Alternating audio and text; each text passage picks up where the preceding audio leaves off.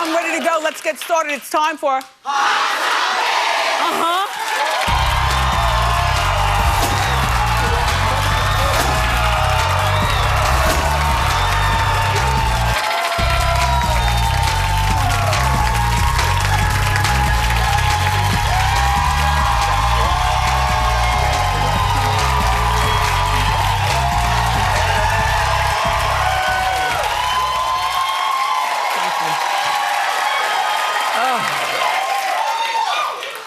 Oh, my eyes are so blurry. By the time I get out here, I have so much moisturizer, serum, makeup powder, and everything in my eyes. You know, blink, blink, blink, blink, blink, blink. So it looks like Meek Mill's judge isn't as bad as we thought. Now, look, I can apologize on behalf of all of us. Okay. Okay. So remember, Meek claimed that the Judge Janice, revoked his probation after he refused to fire his management to sign with her friend Charlie Mack, a local Philly manager. Got that part? Okay. And then yesterday we told you that a new judge ordered the transcripts of their conversation to be released. Meek's lawyers wanted this. They wanted to prove that Judge Janice is basically nothing more than a starstruck groupie. Do you understand? Well, it turns out... Oh. Please, Janice, when I come to Philly, please don't cuff me. It turns out it was his probation officer who suggested these things and not the judge. Yeah. So this is Meek's team. So, Meek, if this was your team and these were your lawyers, then you need to fire your lawyers, and they're less than smart.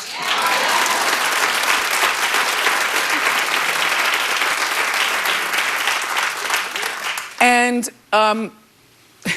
Janice, listen, she's been very quiet, sitting back all this time. She hasn't said one word. But we thought she was being quiet because she's been embarrassed. And it doesn't help that we have the footage from the movie. Come on, it's the gift that keeps on giving. It's called, look, it's from 1993. It's called Tell My Mom I Love Her, starring Judge Janice. Where's my baby? Where's my baby? Where's my baby? Oh my God! Oh my God! Oh, where's my baby?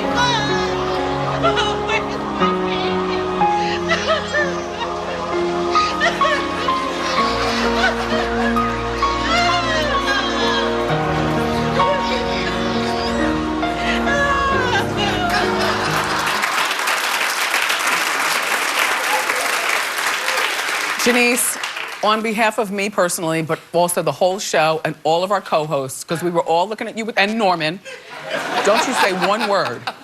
We apologize.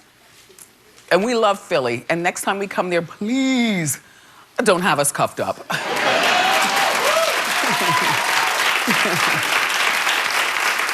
And Meek will probably do all of 4 years. You know, he's in for a 2 to 4. But now with this, wouldn't you call this evidence tampering?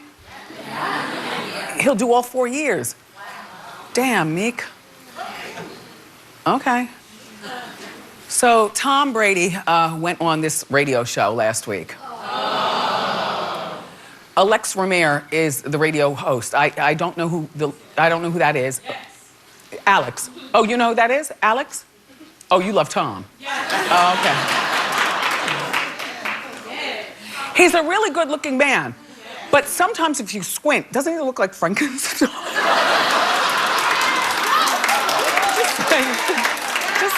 just sometimes, if you squint. So this guy, Alex, who's working at the station, Tom appears on his show every week. Well, this guy insulted, Tom appears on the morning show every week. This guy, Alex, does not do the morning show. He does another day part. In other words, another part of the day. Alex insulted Tom's 5-year-old daughter, if you call it an insult. All right, her name is Harper, cute. She's 5. You know, the Bradys have out this documentary with the whole family in there, the kids, and Giselle's there, you know, their lives behind the golden gates or whatever. Anyway, this DJ, not the one that he interviews with once a week on Mondays, but another DJ on the, like a jerky looking guy who probably, listen, when you're on the radio, you do anything for attention because you're just trying to get a talk show.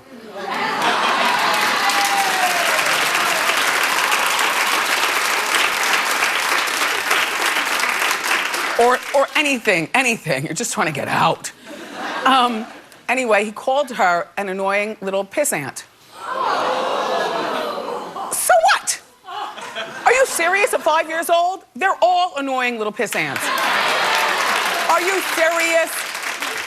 How many of you didn't think it was, oh, it's so cute when Blue Ivy shushed and shushed Beyonce and Jay-Z? I'm like, ugh, annoying. Annoying. These are the annoying years.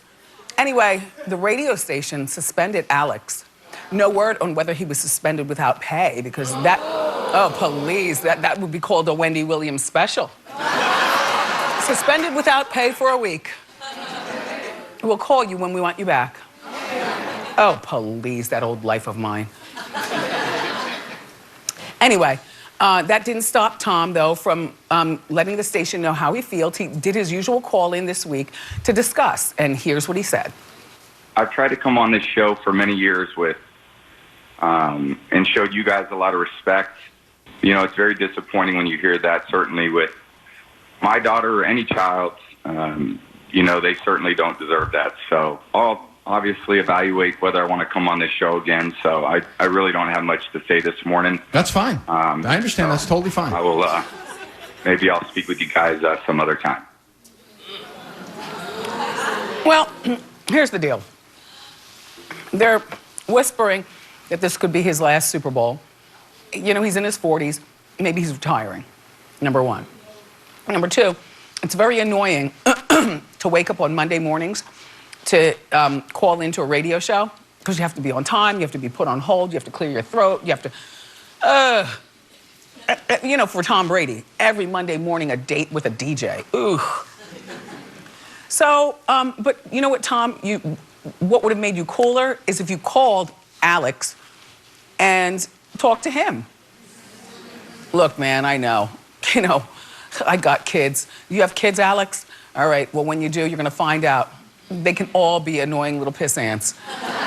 But thank you, bro. Thank you. Like, no harm, no foul. And I don't think that the radio station should have suspended him, but that's what radio stations do because they're so they're so sucked up the butt of celebrities that radio stations treat DJs, believe me, oh, believe me you, like dirt.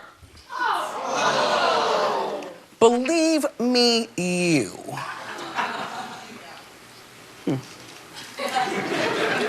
Well, Tom said he hopes that the host doesn't get fired. Whatever, Tom.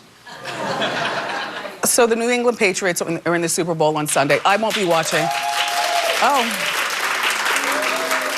So far on my lineup, I have the Puppy Bowl at 9 o'clock, me and my dog. Yep, we're gonna watch the Puppy Bowl, and the Bureau is cooking up all kinds of other stuff for me to watch, but anything but that, and no, I won't be there for halftime. Don't care, don't care. Clap if you're watching.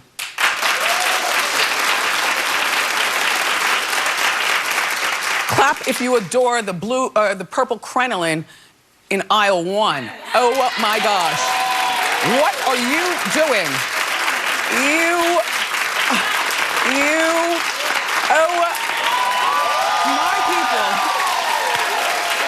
My people. The tickets are free when you come here. I'm gonna tell you something. Turn it out, welcome one, come all. There is no such thing as being a freak at this show or a weirdo. Yes. Mm-hmm. Yes. So Quincy Jones, who we don't talk about a lot, he gave a really lengthy interview to GQ magazine, and a lot of people are talking about it. Now, he's 84 years old. You know, that's about that age where you talk about any damn thing and really don't care. Except he's doing a little too much talking for print. Okay, so he says he has 22 girlfriends. Hold on.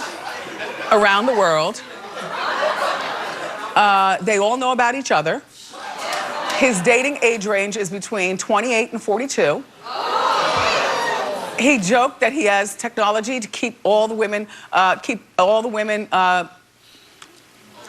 older, whatever. He's got a lot of technology. His daughters apparently are in on the gag. So the older his daughters get, the more that he has to, you know, age up. So I guess next year it'll be 29 to 48, then 30 to 48. Anyway, Quincy also lashed out at Taylor Swift. He says that the writer asked, doesn't she write great songs? And he says, no, you know, she's a hook writer. We need better writers. We don't need somebody to write hook. I know, hater. I think Taylor Swift is a great writer. She writes from her heart. Quincy, you might be doing too much talking when you talk about Ray Charles getting heroin injected into his penis.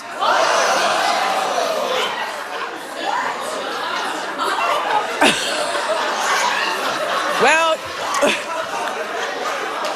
you know, sometimes when you're on the horse, you run out of veins. So I guess you got to go to the biggest one at some point.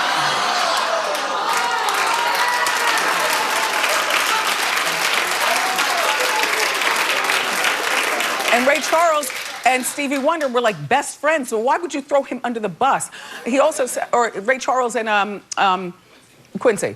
But he says about Ray and Stevie that they used to play up their blindness to get women. What does that mean? Like bump into more stuff?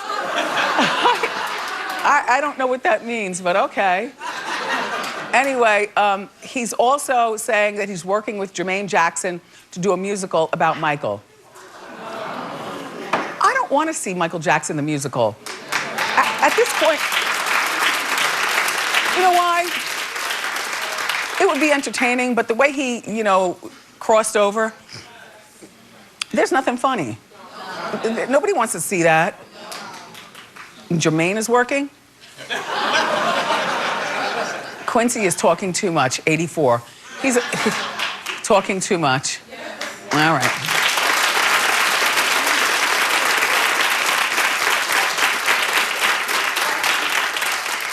Cardi B, who we all love, is speaking about...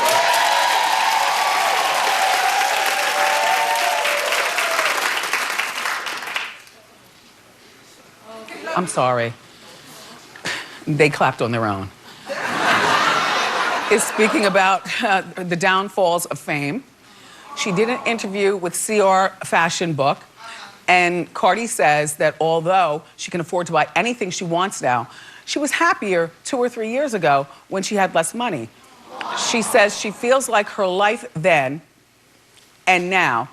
She feels like she had her life then, and now she feels like the world owns her. You know what, Cardi? Love you, girl.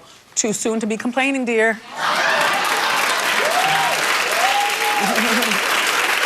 Too soon. That's what you do for your exit interview. You don't do that now, dear. There are plenty of people who would love to be in your spot, honey bun.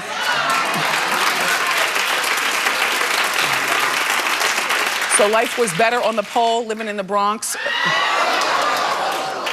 You know?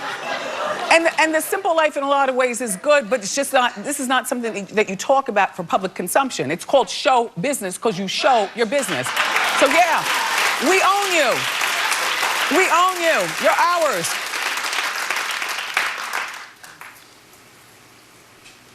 Having all that money is worth it, Cardi. And listen, you know, if you twerk and dance and rap and stuff, then set yourself an exit plan. You don't have to do this forever. If you save your money properly, then you can tap out by 30, save all your money, get out by 30, and move along and do something else, you know? You don't have to be here forever, and certainly complaining about it, I got a little bad taste in my mouth. Just the complaining, you know?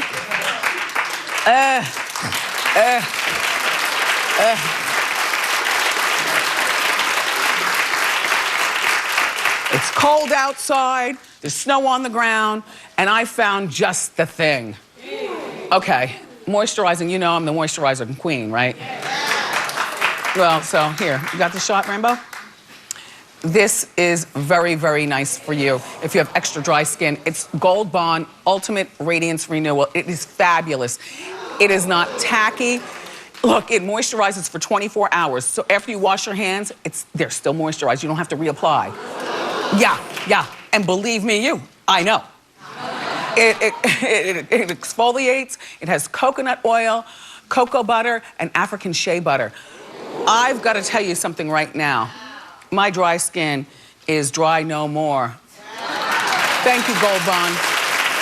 You can get some in the lotion aisle. Easy. So, the head of the Grammys. Yeah. Who is that loud person up there in aisle 1? All right. Okay, relax. Okay. The head of the Grammys is facing a backlash after saying that women need to step up. Well, you can see he's old and out of touch. His name is Neil Portnow, and he was asked about the Grammy winners being mostly male during a show that he did with somebody or another, and he said that it was pointed out that only one, excuse me, how do you say her name? Alicia? Yeah, Cara. Yeah, was the only woman who won the other night. So here's what he said. It has to begin with women who have the creativity in their hearts and their souls, who want to be musicians, who want to be engineers, producers, and be a part of the music industry on the executive level. They need to step up because I think they would be welcome. What are you, blind? Are you stupid? You know, his comment was very, in my opinion, dismissive. Yes. In the last many years of the Grammys, I have the stats. What are the stats, Norman? I think, yeah, in the last couple years, I think like only 9% of the winners have been women. Interesting. So, of course, Pink clapped back.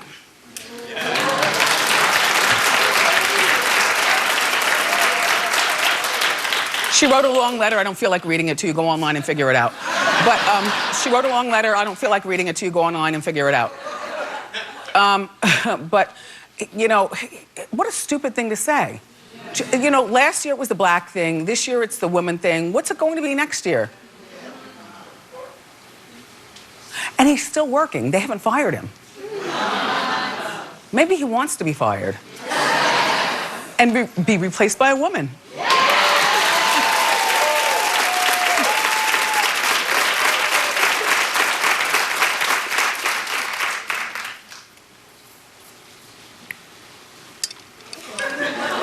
So Khloe Kardashian is begging the paparazzi to leave her alone. Wah, wah, wah, wah, wah, wah.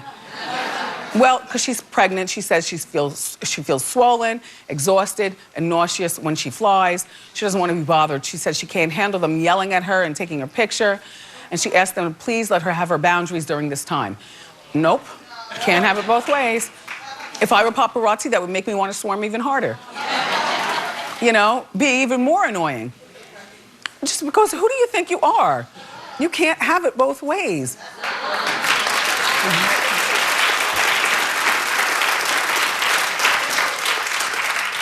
And if you want to be pregnant and not be papped, then lay in the house.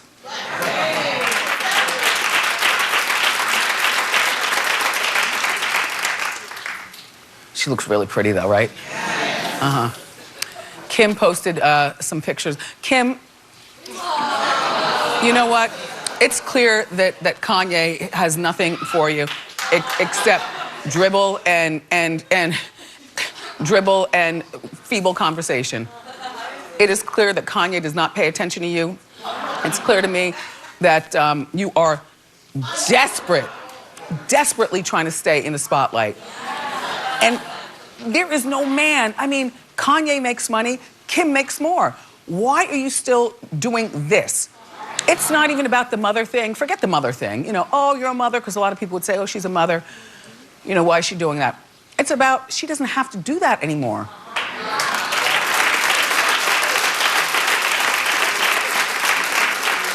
That would be like Cardi B returning to the poll.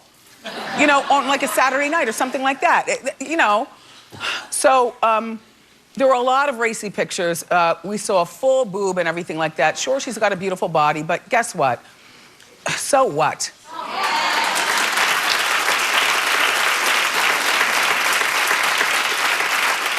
Between taking filtered selfies and the 25 hours it probably took to braid your hair that way. Or maybe that's a lace front Bo Derek. Anyway, so Lindsay Lohan jumps in, hey Linz, and she says, I'm confused. And then Kim clapped back, you know what's confusing you? Your sudden foreign accent. Well, no, excuse me, she did not have the foreign accent when she was here. She was not high when she was here. Lindsay is back and ready to be back on top. And on that note, we've got more great show for you today, everyone. Up next, we've got the inside scoop on what really went down between Stormy Daniels and Donald Trump. So grab a snack and come on back.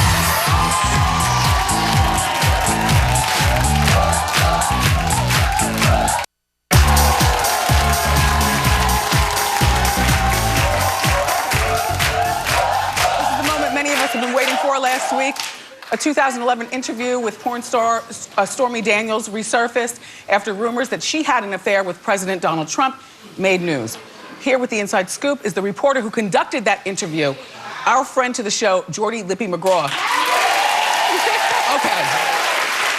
So you did the interview in 2011. Yes. But the affair timeline was from 2006. Correct. Okay. So, we had found out about this story back in 2011 and didn't really think that much of it. We conducted the whole interview, we did all of our reporting, and the story turned out to be true. And then, stories get killed all the time for various reasons. Well, back in 2011, I mean, he was big here in New York, but yeah, I mean, he was kind of like a C-list reality star, a New York socialite. I mean, we also cared about John Gosselin at the time. So I'm sure if like John Gosselin ran for president, right. we'd probably be digging up old interviews about him as well. Right, so. and at the time you were working at In Touch magazine. I was, yeah. So I did the whole interview and then, kind of got pushed aside. And time went on. Donald Trump became president, and then the Wall Street Journal reported a couple weeks ago that, his lawyer had paid off Stormy Daniels to keep quiet about this affair. Back only $130,000. Well, yeah. And then, so what I did is I saw this report, and I was literally on the way to the airport to go to Antarctica for 2 weeks. And I messaged a friend that I used to work with that still works at In Touch, and I said, hey, by the way, I kind of had this story a number of years ago. You might want to see if the interview is still around, the transcript from it. They found it. She brought it to the editorial director, and now here we are. Blew the lid off the whole thing. So, what did you all do to make sure that this story was truthful? Absolutely. Well, as you can read, they released the full transcript, which is about 5,000 words. Kind of hard to make something up like that. During the interview, she wasn't salacious about it. She was on the phone. She was on the phone, yes. I did the interview over the phone. She wasn't trying to romanticize it or anything. It was very businesslike, but we did our due diligence. We talked to multiple sources who corroborated her story. Polygraph test. We had her take a polygraph test, which she passed, and we had those other sources which we spoke to also take polygraph tests. Her ex-boyfriend. Yep. And also her best friend, who she told all the business to. Yes. And everyone passed. Everyone passed. So we had no doubt that this story is 100% true. And now you can read it for yourself. There's some pretty good details in there. So what stood out most in the interview? Oh my God, Wendy.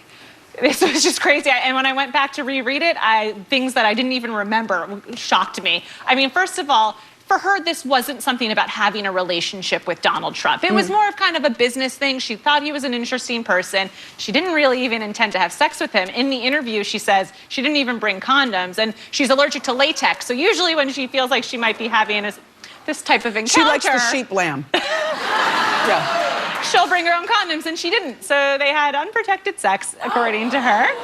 And it was very businesslike. So that stood out to me for sure. Also, the fact that he compared her to his daughter, which is a little weird. You're beautiful and smart. You said something to that effect. Yep. And one of my favorite parts is that he's afraid of sharks. I mean, these are just details you can't make up. And he's tweeted in the past that he strongly dislikes sharks, and apparently that came up in conversation during this romantic interlude. Did she realize that he was married? Yes, she knew he was married. I mean, obviously, he's a very public person. And I asked her if she felt bad about it, and she said, really, at the time, not so much. He didn't really bring her up at all. He just said not to worry about it when they did have kind of a few, back and forth about her a little bit. But for the most part, it was kind of an opportunity. She thought maybe she could get on a reality show of his. And she wanted to be on Apprentice because she has, at the time, she had a line of she was a huge porn star. I mean, apparently she was one of the top porn stars at the time. But she had some sex toys or something like that, which is how they first met. She was in the gifting suite showing her toys. Yes, they met at a golf tournament. Yes, at a golf tournament. And if you remember in the interview too, I know you've read the full transcript, he had her sign one of her own DVDs after they had sex in Tahoe back in 2006. And so how often were they together, approximately, like a timeline before she was just like, I'm done? This whole sort of thing went back and forth for a little bit over a year. She said in the interview that he would call, every few weeks to check in on her, ask if they could hang out again. But it wasn't like this huge, big affair. Friends have come out since then and said, we didn't notice anything different about her. It wasn't like she was saying, oh my God, I love Donald Trump and we're gonna have a family together. It was, it was just kind of this thing that was happening on the side, and he would always call from an unknown number, a blocked number. And then she would have to call Keith, the bodyguard, his main man.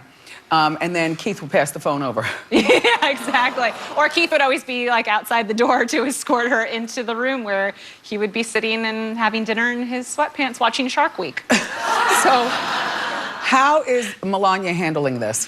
Well, actually, a New York Times report came out that said she was completely blindsided by this whole story, as you can imagine, and she was furious. She was supposed to go to Davos with him. She canceled, and instead went to Mar-a-Lago, where she enjoyed spending some time at the spa. But her spokesperson did come out and say, Melania is focused on her family and role as First Lady of the United States, not the unrealistic scenarios being peddled daily by the fake news. But Wendy, if I were pissed at my husband, I'd probably skip a business trip to go on a spa day, too. 3 lie detectors, wow. Yeah.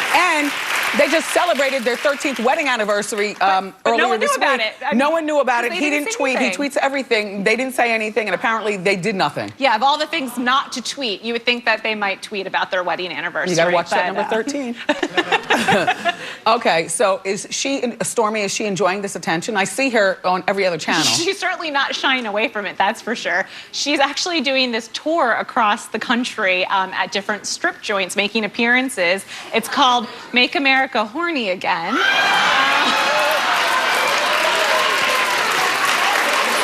It's a good tagline.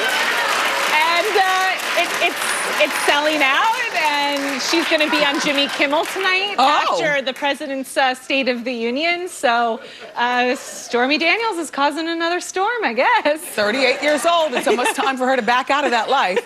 Well, she's certainly owning up to all of it and is not shying away from it whatsoever. Jordi, Lippe-McGraw, thank you so much for the tea. For more information on these stories, go to wendyshow.com. Ask Wendy is next.